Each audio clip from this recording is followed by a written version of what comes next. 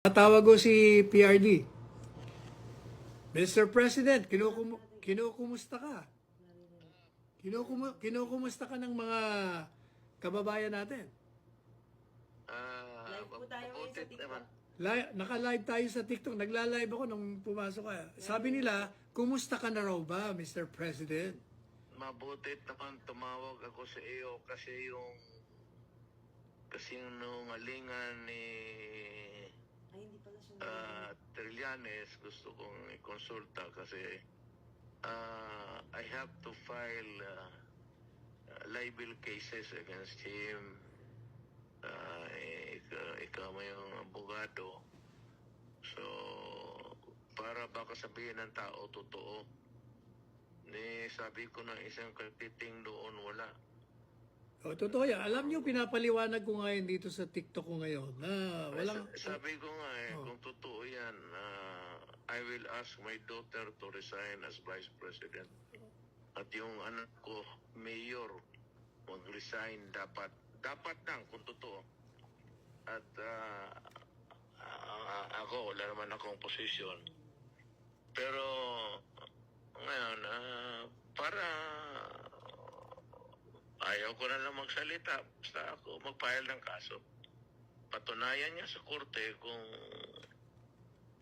puro ka balastugan na figures. Wrong spelling pa yung anak ng patutin. Wrong spelling pa. Alin ang wrong spelling? Ano ba na yung wrong spelling niya? Alin ba? Alin ang wrong spelling doon?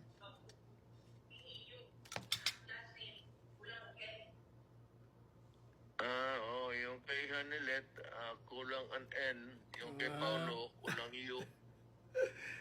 Wala. Anong gusto mong gawin ko? Papayala mo ng kaso? Ako, sa iyo, sa akin siguro si Hanilet, may abogado naman sila. Si Man, puro abogado yan. So, Justice of the Supreme Court yung... Presidente Duterte, naka Facebook live ako Naririnig ka ng taong bayan. Ito totoo man. Ay, siya nga pala, tinatanong nila... Abogado man.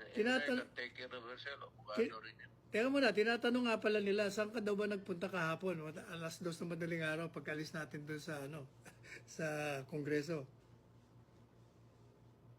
Alam mo, ang asawa ko nandito, naghintay Pero papaalis na rin siya nalit ngayong gabi. Pero teka muna, hindi ka na nagpunta sa kainan? Hindi ka na nag-dinner? Hindi ko na talaga kaya. Pero mo ilang oras yun, 12 hours para to. Anong 12 hours? Hindi lang 12 hours yun, 14 hours. 14 hours? 14, kasi nag-umpisa tayo ng alas 10, natapos tayo alas 2 sa madaling araw. Paano? Di 14 hours.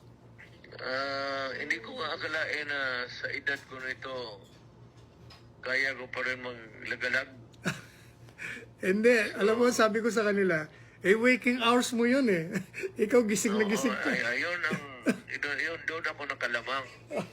Ako... Night person ako. Ako nga falling asleep na nakakatulog. Buti nga, hindi ako nakita ng quad chairman. Baka nasabi, oy, huwag kang matulog dito. Nakatulog nga ako ng ilang minuto.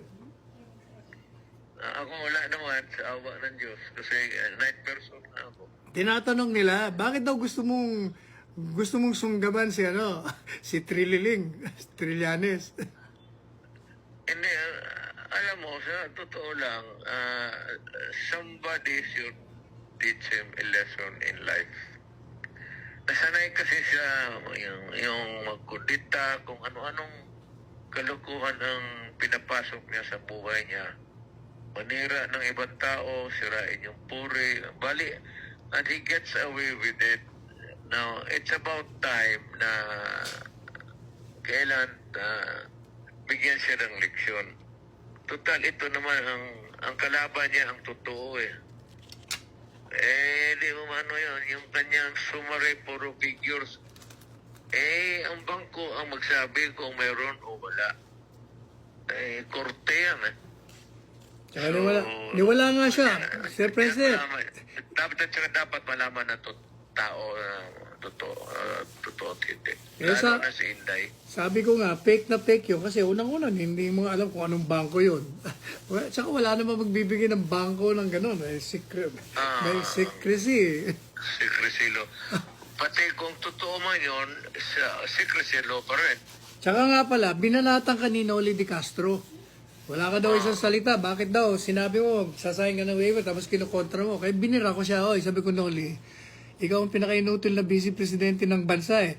Nagsasalita ka na hindi mo alam. Alam mo ba ako na yung waiver ni Presidente Duterte, matagal niya nang ginawa yon nung 2016 pa. Kinover mo pa nga ako ko. Hindi ba nagbigay ka ng waiver? Tanda mo yung waiver? Kaya lang hindi ka ako nirelease kasi joint account. Yung isa, anak niya.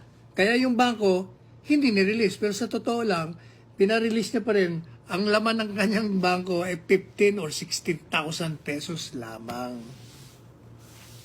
Hindi ba? Kaya walang yata. Ito. Truth. Yan lang. One word. Ano ang katotohanan? Dapat ilabas, lalo na kay Inday, kasi nandiyan pa siya sa politika.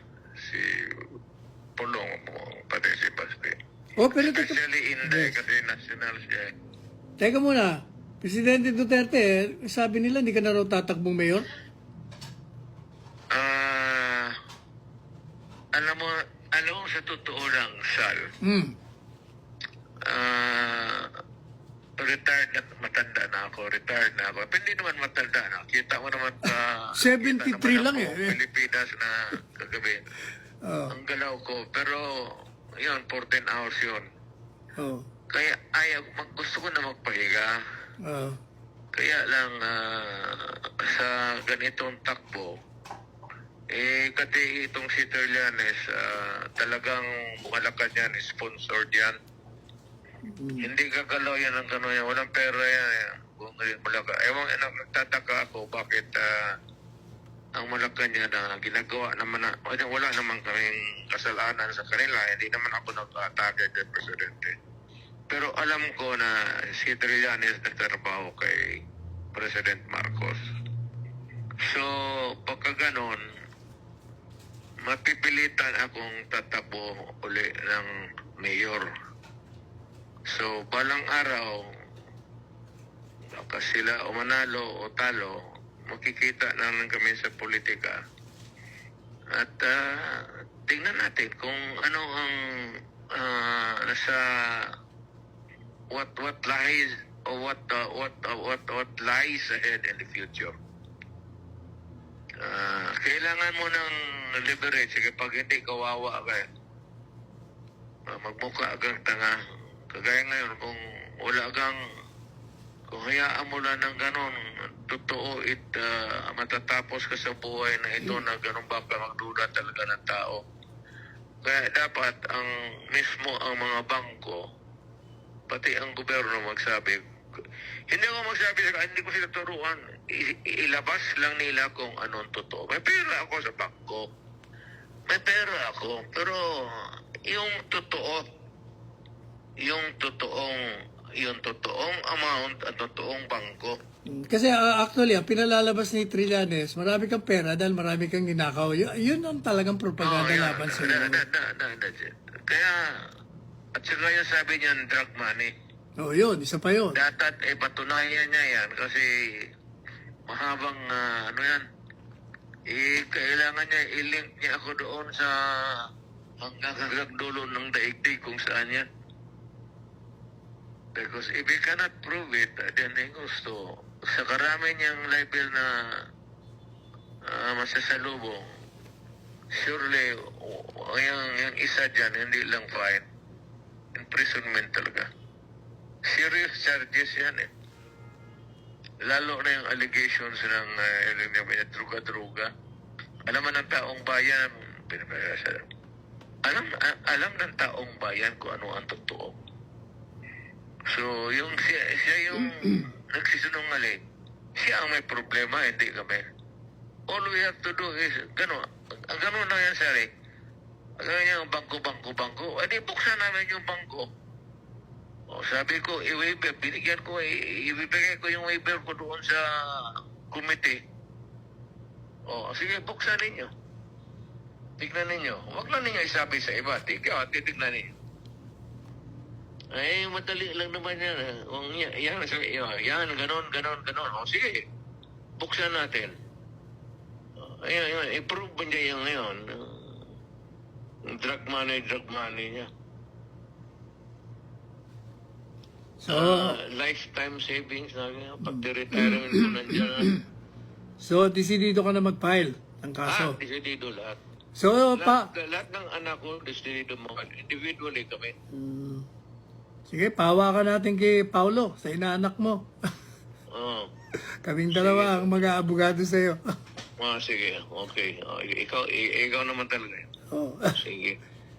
Okay. Sige, magpahinga ka na. Sige, salamat. Salamat din. Magbabay ka na sa mga nanonood sa'yo, nakikinig sa'yo. Madami sa nagmamahal. buong Pilipinas at yung naniniwala. Kung hindi kayo naniniwala sa akin, wala naman akong magawa. Hindi ko kayo mapilit. Pero kung yung naniniwala sa yung katarungan at yung sa pagkatao ko, all you have to do is to go to Davao at tingnan ninyo kung ano ang sitwasyon ko sa buhay. Malaman ninyo ang totoo. Kaya alam mo ba, Presidente Duterte, yung TikTok ko kanina, umabot ako ng almost 9,000.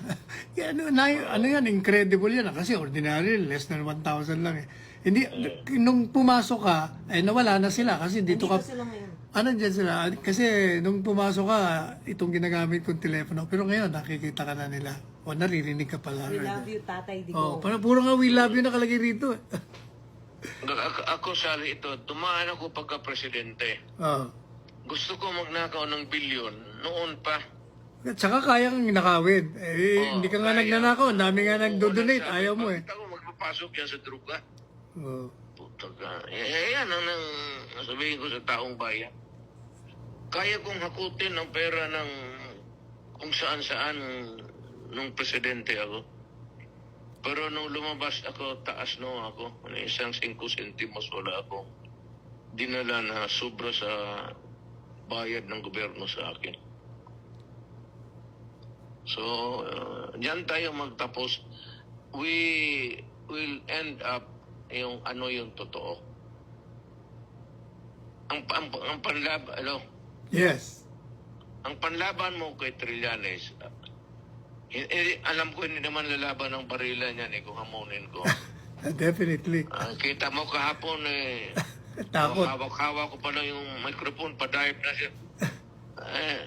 Hindi lalaban ng barila niyan, pero ang alam mo sa mga klaseng ganong tao, katotohanan. Truth will set us all free. And truth will put him in jail. Sigurado yan. Sigurado, pagbuhayin pa siya mag-abot ng judgment yan. Sigurado, libel. Anak ng puta. Sigurado, conviction yan. Sigurado yan. Kita yung mga summary niya, walang